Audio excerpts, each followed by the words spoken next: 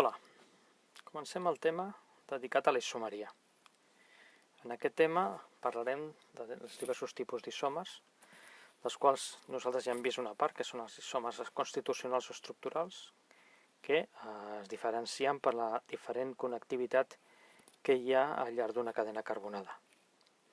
Com poden ser, per exemple, els isòmers de cadena, com podem veure, el 2-metilpentà o el 1,2-dimetilbutà, són isòmers, evidentment, en aquest cas, del hexà.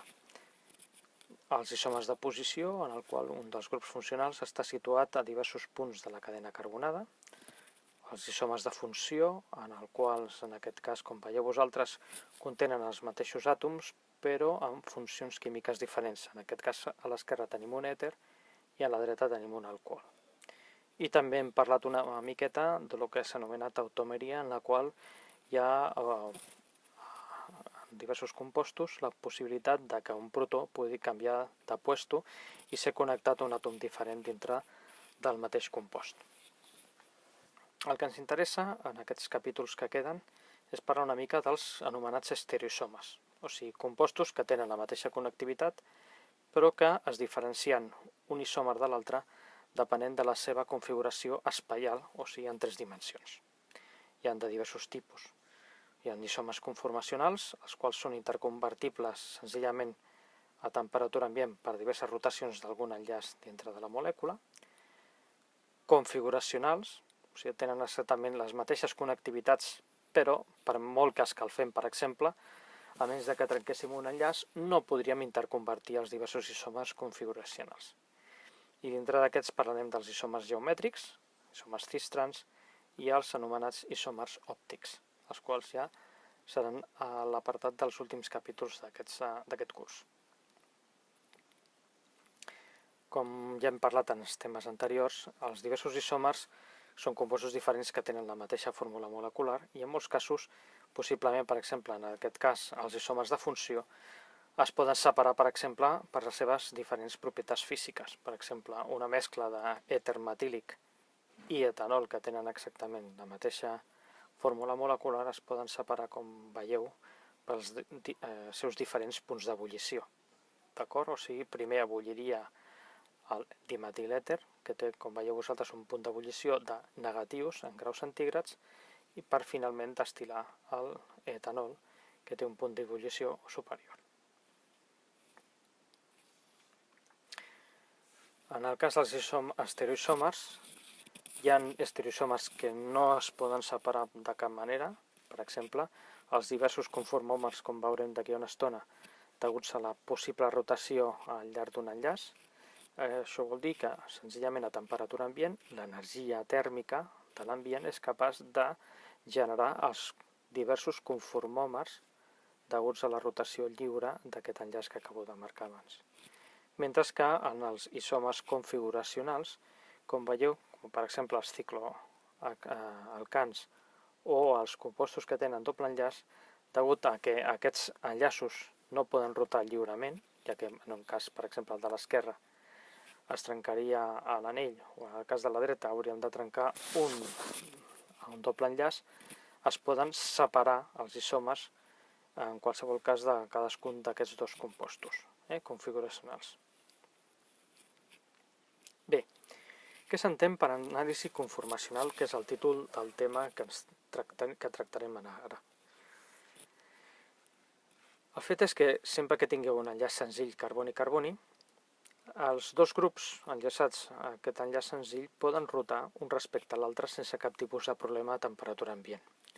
Cadascun de les formes moleculars temporals, que fixeu-vos que podeu rotar amb un angle al voltant d'un enllaç carboni-carboni un infinitèsim, s'anomena conformació. Per tant, conformació és cadascuna d'aquestes possibles estructures de les conformacions possibles. I l'anàlisi conformacional és l'estudi de les energies derivades de cadascuna d'aquestes conformacions. Això ens permetrà, d'alguna manera objectiva, determinar quines són les conformacions més estables per una rotació determinada. Bé, per dur a terme aquest anàlisi conformacional ens hem de posar d'acord a utilitzar algun tipus de projecció d'un enllaç carboni-carboni que sigui fàcil, en principi, d'estudiar les seves possibles diverses rotacions al voltant d'aquest eix. El fet és que la projecció més utilitzada és l'anomenada projecció de Newman. En aquesta agafem com punt d'observació l'enllaç carboni-carboni, o sigui, l'enllaç entre aquest carboni i aquest carboni d'aquí. I situem, com veieu vosaltres, si ho miréssim en aquesta direcció, els substituents que hi ha sobre el carboni més a prop de l'ull, el de color verd, i els més llunyà, com si les seves projeccions generen, com veieu a baix, un triangle equilàter. Bé, en aquesta projecció de Newman, els enllaços derivats del carboni davanter, el que està més a prop de nosaltres, fixem-nos que el dibuixem com una hèlix de 3 aspes, mentre que l'àtom que està darrere d'aquest dibuixem una rodona i els diversos substituents enganxats a aquesta rodona. De tal manera que en combinar aquestes dues projeccions del carboni davanter i el carboni que està darrere, ens queda aquesta situació que tenim a la dreta. Ara nosaltres podem mantenir fixe el carboni del darrere, o sigui que utilitzem un àtom gros per indicar on és la seva posició, el mantenem fixe, com he dit abans, i podem rotar, com si fos una hèlix, els substituents que estan davant. Aquesta projecció es diu projecció de Newman. Bé, anem a veure l'anàlisi conformacional de la molècula d'età. D'acord? Com hem dit abans, nosaltres observem l'enllaç carboni-carboni i una vegada ens situem davant, el que veuríem, si tinguéssim uns models moleculars, és, com veieu vosaltres, la situació que apareix aquí a la dreta. Bé, el seu dibuix, tal com hem dit abans, utilitzant les normes que hem aplicat, o sigui, un triangle, com veieu vosaltres, com una hèlix, per al carboni que està més a prop dels nostres ulls i una rodona amb els seus substituents pels que estan darrere, ens quedarien d'aquesta manera. Bé, fixeu-vos que una de les conformacions exagerades és aquella en la qual els hidrògens del carboni delanter es situen justament al mig dels dos hidrògens del carboni que està darrere dels ulls. D'acord? I formen, com veieu vosaltres, un angle de 60 graus. Per tant, fixeu-vos que ens queda una situació en la que l'hidrogen A, per exemple, que hem anomenat aquí A, aquest que està dalt de tot, està en una posició completament oposada a l'hidrogen C del carboni que està darrere. Aquesta situació, a la qual, com veieu vosaltres, estan tots els hidrògens davanters alternats amb els dels darrere, es diu configuració alternada.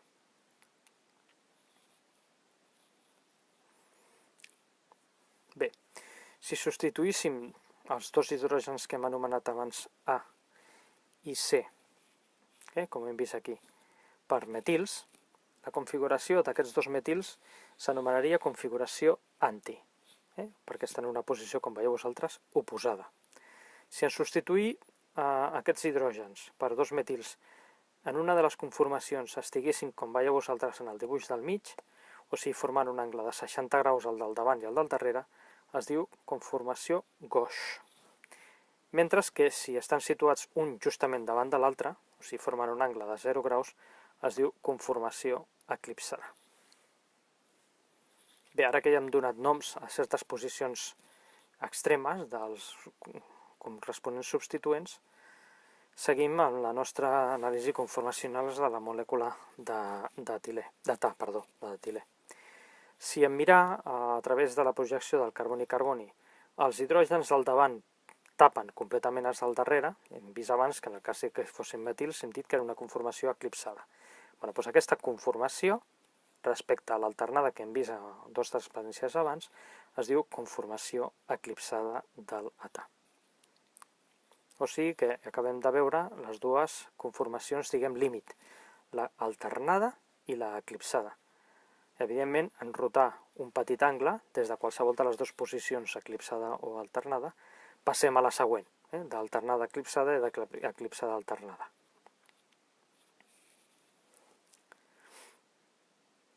Bé, quines són les energies implicades en la rotació? hem d'observar el primer, que els hidrògens, que estan situats sobre els àtoms de carboni, comporten una certa densitat electrònica, amb certa càrrega negativa.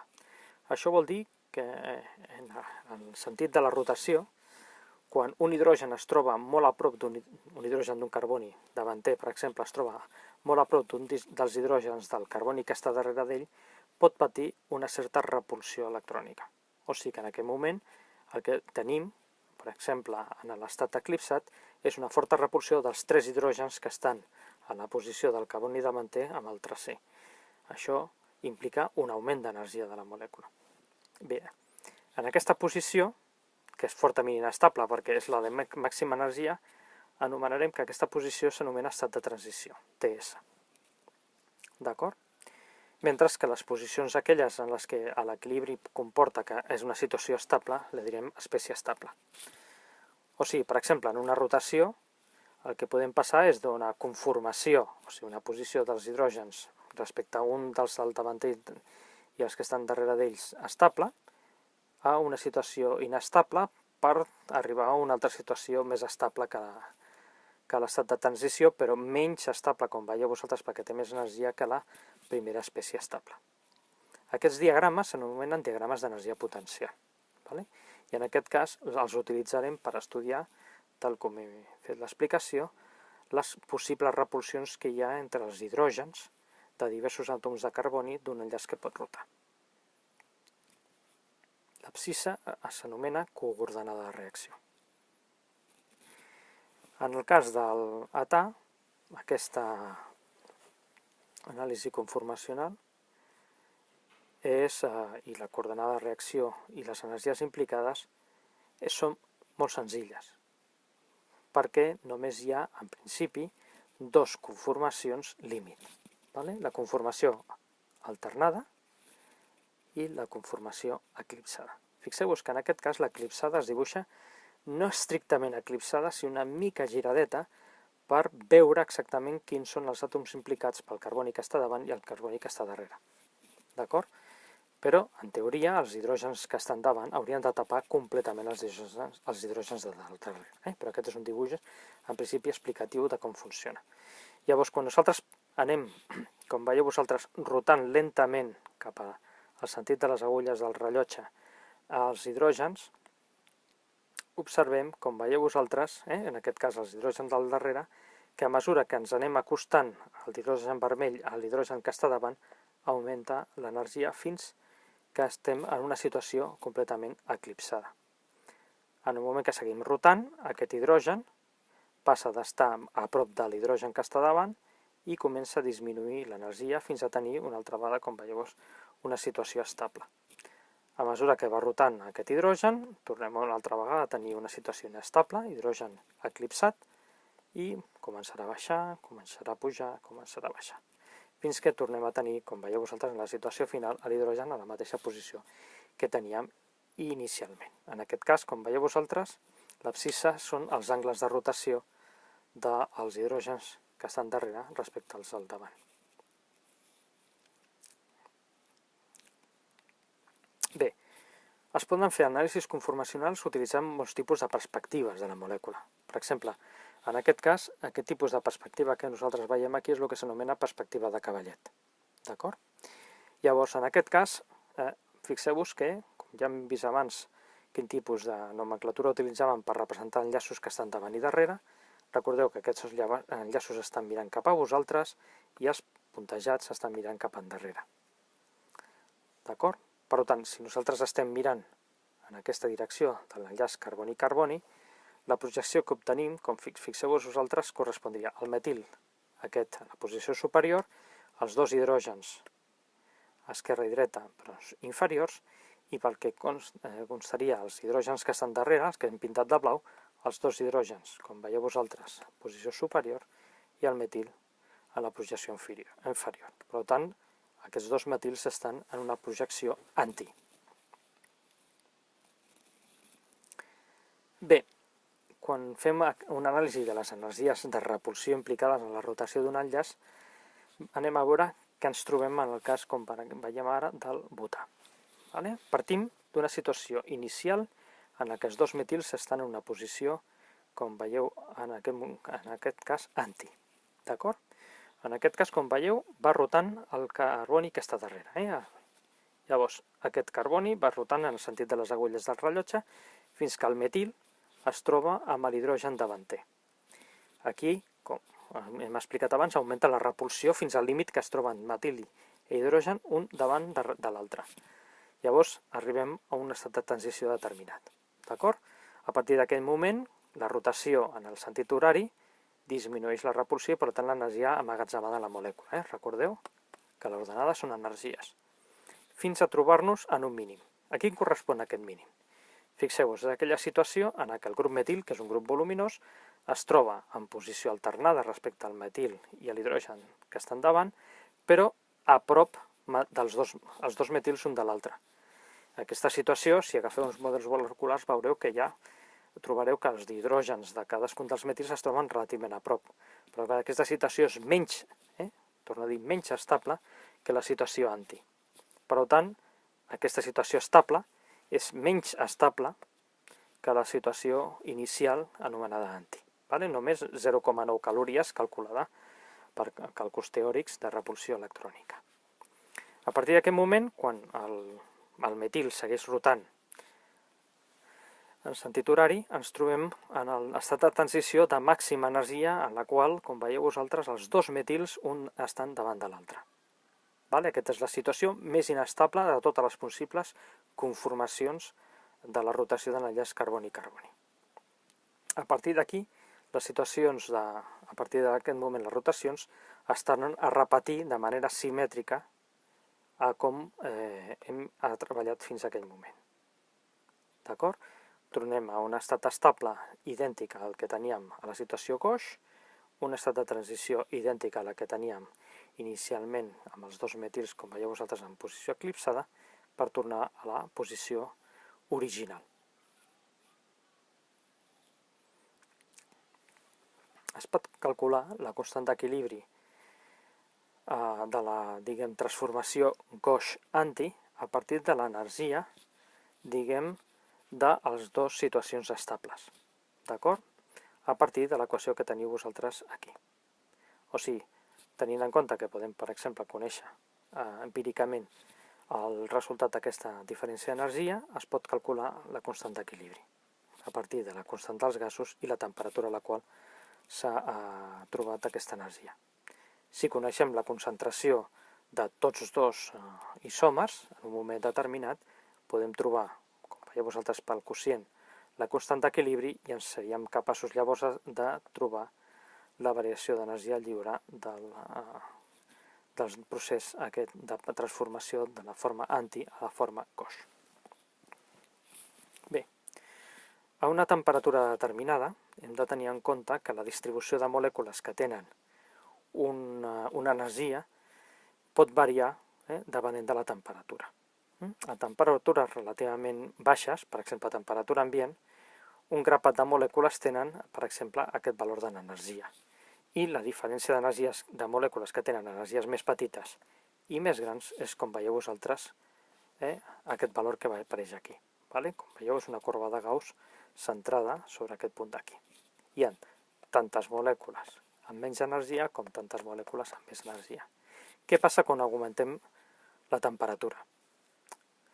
No vol dir que tinguem més molècules que tinguin més energia que menys energia que un valor determinat, sinó que senzillament, com veieu vosaltres, la corba s'aplana completament, hi ha un valor mig d'energia, que és aquest valor d'aquí, però hi ha tantes molècules que tenen un valor superior a aquest valor mig com tantes molècules que tenen un valor mínim. O sigui que, com veieu, augmenta la superfície de la corba sobre la qual es reparteix l'energia, però no, com podíem pensar, augmenta el nombre de molècules que tenen més energia enfront de les que tenen menys energia. Aquesta corba es diu corba de distribució de Boltzmann. I és un fet experimental, empíric, bastant suculent per tenir en compte moltes propietats físiques i termodinàmiques de les molècules. Bé, com hem vist, l'anàlisi conformacional de molècules lineals és relativament senzill. Només ens hem d'imaginar com rota un enllaç i trobar qualsevol de les conformacions, quines són les que tenen més o menys repulsió depenent dels grups que estiguin col·locats sobre aquest enllaç. Ara bé, en les molècules cícliques, la situació és una mica diferent. Hi ha molècules, com per exemple el ciclopropà, en la qual, degut a la gran tensió de l'anell, no hi ha conformacions possibles. Forma un triangle perfecte i amb poca distorsió de l'enllaç, com us podeu imaginar, perquè és completament pla. Ara bé, a partir d'aquesta situació, les molècules que tinguin 4, 5 o 6 baldes formaran anell i ja poden presentar conformacions. Degut a que, per exemple, ja en el cas del ciclobutà, pot haver el que en anglès s'anomena un flipping, com si fos el batir de les ales d'un ocell, del corresponent anell, el qual es pot invertir en un moment determinat de posició. En aquest cas, com veieu vosaltres, la V baixa està apuntant cap a dalt, però vosaltres, si agafeu uns models moleculars, amb poc esforç podríeu trobar la conformació que fa una V baixa invertida. El mateix passa, per exemple, amb el ciclopentà i el ciclohexà, els quals ja mostren més conformacions. Ara bé, una de les altres coses que hem de tenir en compte és quina és la tensió interna de l'anell, que amagatzema energia quan vosaltres tanqueu a l'anell, degut a la distorsió de lo que s'hauria de ser l'angle format per un tetraedre. Recordeu que en el cas dels carbonis tetraèdrics, com aquests casos, amb hibridació CP3, els angles perfectes haurien de ser de 109 graus, el qual no es respecta en absolut en la conformació del ciclopropà ni el ciclobutà, sobretot, com veieu vosaltres, ja que els angles interns són respectivament de 60 graus i de 90 graus, o sigui, molt més petits dels 109 graus que conformaria un angle tetraèdric. Això vol dir que, per altra part, aquestes molècules, ciclopropà i ciclobutà, amagatzemen, com si fossin molles, l'energia deguda a tancar l'anell, de tal manera que nosaltres, amb poca energia, seríem capaços de trencar aquestes molècules per obrir-les degut a aquesta gran energia que mantenen dintre d'aquests enllaços.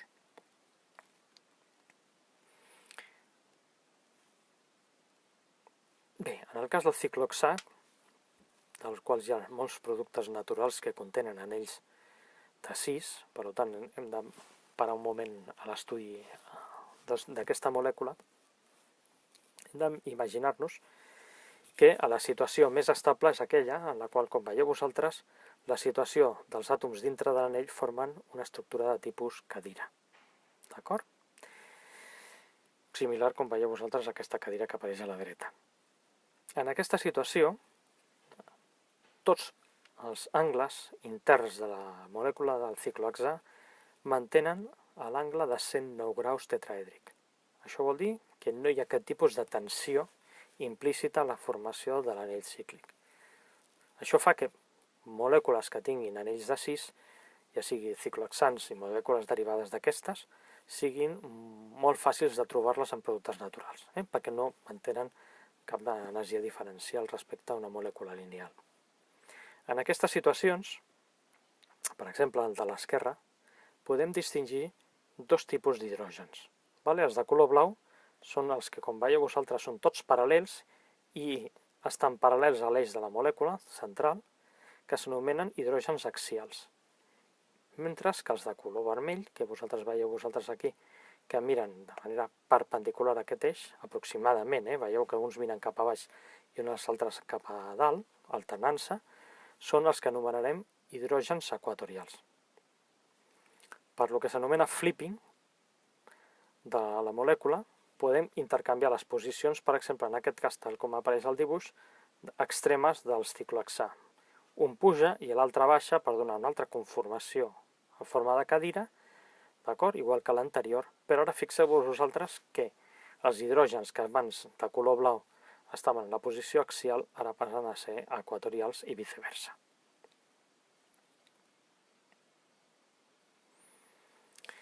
Bé, malgrat tot el que hem vist abans, que sembla ser que és fàcil passar d'una situació de cadira a una altra de cadira senzillament donant-li la volta a la molècula, la cosa no és tan senzilla, perquè el ciclohexà manté moltes conformacions intermitges que són fins i tot algunes d'elles relativament estables. Això és fàcil d'observar si agafeu uns models moleculars. El dibuix que apareix aquí a la transparència no fa, diguem, massa goig a l'hora d'explicar aquesta situació, amb la qual us heu d'imaginar des d'un punt de vista tridimensional què ha passat.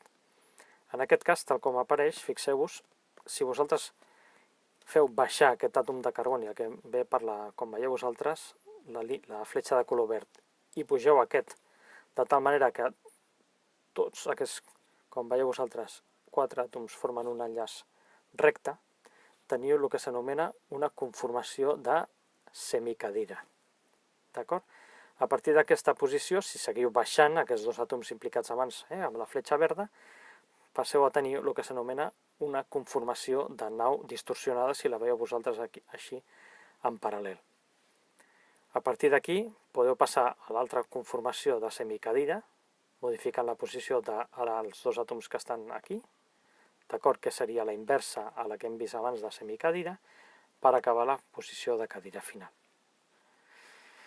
En aquesta situació, totes situacions de cadira són les més estables dintre de les conformacions del ciclohexà, siguent les més inestables, com veieu vosaltres, les de semicadira, d'acord, que serien estats de transició, passant per dues situacions estables, però no massa, fixeu-vos respecte a la posició original de la cadira, que són les conformacions aquestes de vaixell, intermitges, i el vaixell, diguem aquí el true boat, no? el vaixell verdadero, que seria una situació de, com veieu vosaltres, d'aquesta transició, diguem, semiestable respecte a les dues conformacions de barco girat que apareix aquí.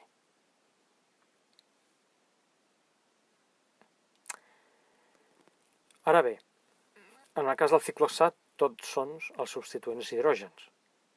Què passa quan substituïu qualsevol dels hidrògens que hem vist en el ciclohexà per altres constituents que siguin més grans que un hidrogen? O sigui, qualsevol àtom diferent o grup funcional diferent, per exemple, metils, etils, tarbotils, o fanils, o el que vosaltres veieu.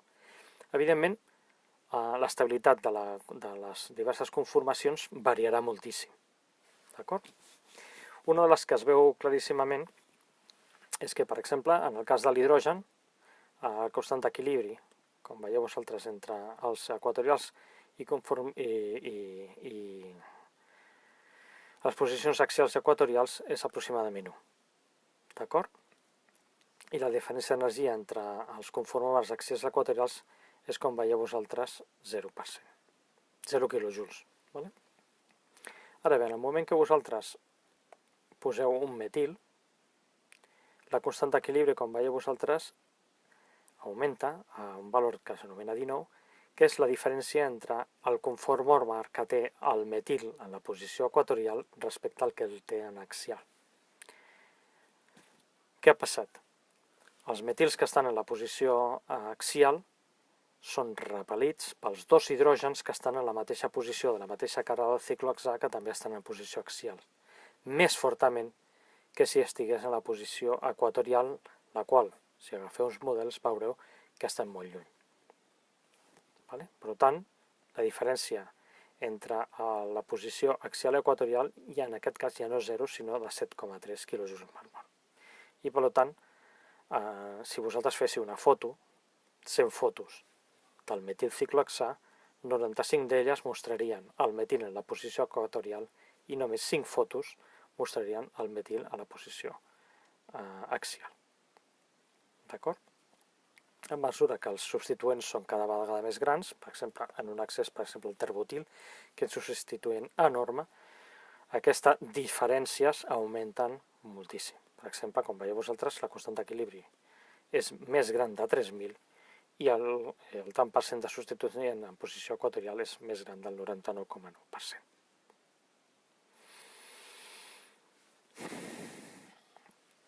A l'hora de representar, mitjançant la projecció de Newman, un ciclohexà, hem d'agafar, com veieu vosaltres, un dibuix doble, que és el que apareix aquí. En aquest cas, fixeu-vos que el que agafem és la projecció amb l'ull d'uns enllaços carboni-carboni. D'acord? En aquest cas, si nosaltres estem mirant des d'aquest carboni que està davant nostre cap al del darrere, fixeu-vos que ens apareix el metil, com veieu vosaltres, està mirant cap a baix en aquesta posició, d'aquí. D'acord?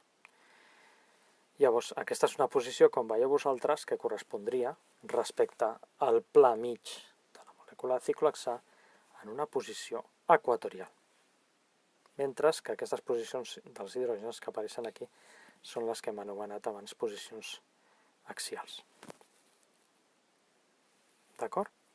Llavors, per el que hem anomenat del flipping, del ciclohexà, podem passar d'aquesta conformació equatorial a la posició axial, que com hem vist no és ni de menys tan estable com la posició equatorial.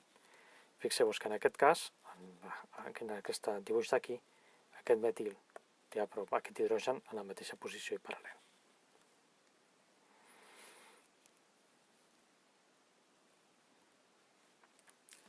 Què passa en el cas de dos substituents en l'anell de ciclohexà? Per exemple, el U2-dimetilciclohexà. Aquests dos metils, com veieu vosaltres, són veïns de l'enllaç carboni-carboni aquest d'aquí. D'acord? Llavors, si tots dos metils, tal com en el dibuix apareix superior, es troben, com veieu vosaltres, un mirant cap a vosaltres i un a sota del paper, aquesta disposició és la que anomenem una disposició trans en el ciclohexà, en la qual, en la projecció, com veiem vosaltres aquí, apareixen els dos metils en la posició exactament axials. Per flipping de l'anell de ciclohexà, d'aquesta posició trans apareix una altra posició trans, però amb els dos metils en la posició, com veieu vosaltres, equatorial. O sigui, la posició trans transforma metils de la posició axial, tots dos a la posició equatorial i viceversa. Que quedi clar.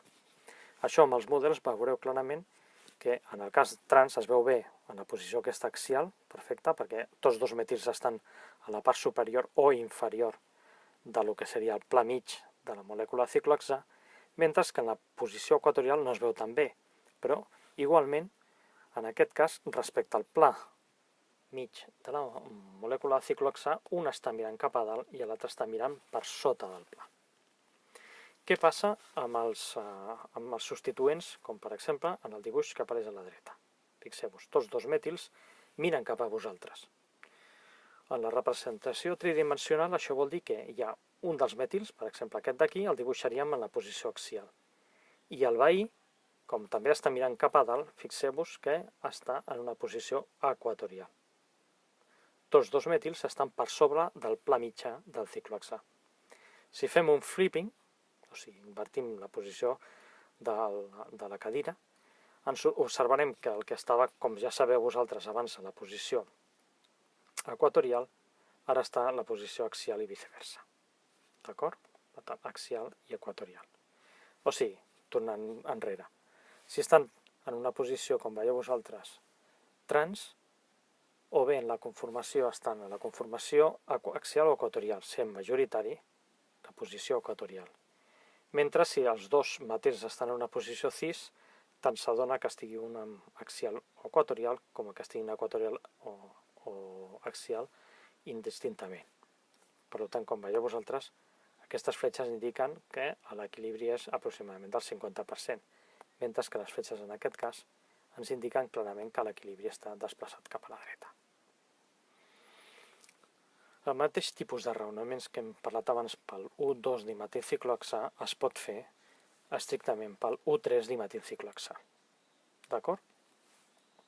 Pel U3-dimetilciclohexà poden estar en una posició trans, amb la qual en la seva projecció un el tenim a la posició axial i l'altre a la posició equatorial. Per tant, com veieu vosaltres,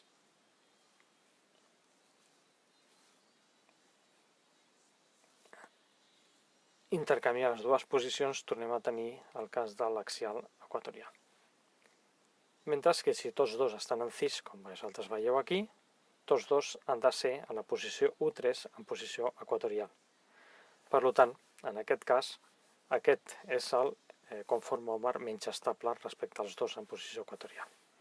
En aquest cas, per lo que veig, hi ha una equivocació en el cas de la dreta, perquè les dues fletxes han de tenir la mateixa llargada. Perquè, com hem explicat abans, axial, equatorial, i aquí tenim axial equatorial, per tant són les dues molècules indistintes energèticament. Bé, pel cas dels grups com carboni, tipus metil, propil, fenil, etc., aquest efecte de repulsió és el que hem vist abans, és el que guanya a l'hora de determinar quin és el conformòmer més estable, per exemple, en una molècula cíclica. Ara bé, en molècules que contenen heteroàtoms, la cosa a vegades sobta una mica quins són els conformòmers més estables quan es determinen experimentalment a l'estructura de les corresponents molècules. Bé, en aquest cas, com ja veurem quan parlem d'estereoquímica, en el cas dels sucres, que són molècules cícliques, que com veieu vosaltres tenen una estructura igual de ciclohexà, el carboni directament veí de l'oxigen de la molècula es diu carboni anomèric, d'acord? I és, a diferència de l'altre, que té, com veieu vosaltres, un carboni CH2OH, aquest no numèric ha de tenir com a mínim un OH per ser considerat anomèric. Ara bé, com ja hem vist, per flipping de la molècula, podem passar de la conformació en aquest OH d'aquesta posició passi de la conformació, com veieu vosaltres, axial a l'equatorial. El que es troba, experimentalment, és que el conformòmer majoritari és el conformòmer que té el grup OH, que és voluminós, en la posició, com veieu vosaltres, axial. O sigui que no segueix els paràmetres que hem vist en el cas dels carbonis, tipus metil, etc., en els quals determinem que el més estable és el que ell té menys repulsió electrònica. Per tant, aquí no té, en el cas de l'efecte numèric, no té res a veure amb un efecte estèric, d'acord, de volum, sinó que té a veure amb un altre efecte. D'entre les múltiples explicacions, una de les que jo crec que és més senzilla d'entendre, és aquella en la que senzillament es determina que la posició, en aquest cas axial, és la més estable, degut a que els moments dipolars dels enllaços, dels grups funcionals que apareixen en el carboni anomèric i l'oxigen de l'anell, com veieu vosaltres, la repulsió és mínima i l'atracció màxima. O sigui que els moments dipolars, com veieu vosaltres aquí, són contraris. I per tant és el que dona la conformació més estable respecte a l'altre, que veieu en el dibuix de la dreta, en el qual els dos moments dipolars són paral·lels a la mateixa direcció. O sigui que els extrems positius i negatius, d'acord, estan completament alineats i per tant hi ha una repulsió.